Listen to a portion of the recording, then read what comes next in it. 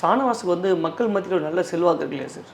அவர் இப்போ வந்து சமீபத்தில் வேடனில் வந்து ஒரு ஒரு போல் நடத்துகிறாங்க, சோஷியல் மீடியாவில் போட்டிருந்தாங்க அது தொடர்பான விஷயங்களை. அதில் வந்து என்ன செய்தார் உங்கள் எம்எல்ஏ ஒரு போல் பண்ணாங்க. அதில் பார்த்தீங்கன்னா 54% பேர் வந்து ஆலூர் ஷானவாஸ் சிறப்பாக செயல்பட்டார் அப்படின்னு சொல்லியிருக்காங்களே. இல்லை, அதாவது கட்சி தலைமைக்கு சில அதிருப்தி. கட்சி தலைமையை பொறுத்த வரைக்கும் திமுகவோடு நெருக்கமாக இருக்க வேண்டாம்.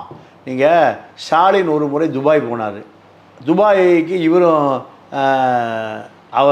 அவரோடு போவதாக தலைவருக்கு ஒரு தகவல் வருது. கூப்பிட்டு சொல்கிறார், அந்த பயணத்தை ரத்து பண்ணுங்கிறார். அந்த கட்சி தலைவர் சொல்லி அவர் கேட்காம முதலமைச்சரோடு ஒரு நிகழ்ச்சியில் துபாயில் கலந்துக்கிறார்.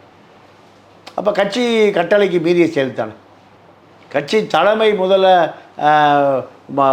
மனமறிந்து குணமறிந்து செயல்பட தெரியாத ஒருவர் எப்படி அந்த கட்சி அங்கீகரிக்கும்? கோபம் தானே வரும். இந்த கோபம்தான் திரும்ப அவரை புறக்கணித்ததற்கு காரணம். பின்னாடியே டெல்லிக்கு போனார். டெல்லியில் போய் எனக்கு எப்படியே சீட்டு கொடுங்கன்னாரு.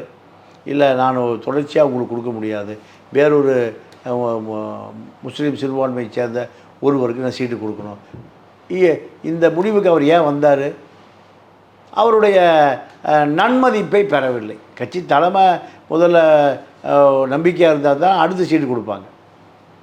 விகடனில் வாக்கு போடுவது என்பதெல்லாம் ஒரு பெரிய சாதனை அல்ல. ஆனால் கட்சி தலைமையினுடைய நன்மதிப்பை பெறாத காரணத்தினால தான் மீண்டும் அவருக்கு சீட்டு இல்லை. சிந்தனை செல்வனுக்கு ஏன் சீட்டு கொடுத்தாங்க? சிந்தனை செல்வன் பொதுச் செயலாளருக்கு மட்டும் சீட்டு கொடுக்கப்பட்டிருக்கு. காரணம், அவருடைய கட்சி தலைமையினுடைய நம்பிக்கையை பெற்றிருக்கார். ஆலூர் ஷானவாஸ் நம்பிக்கை இழந்து விட்டார்.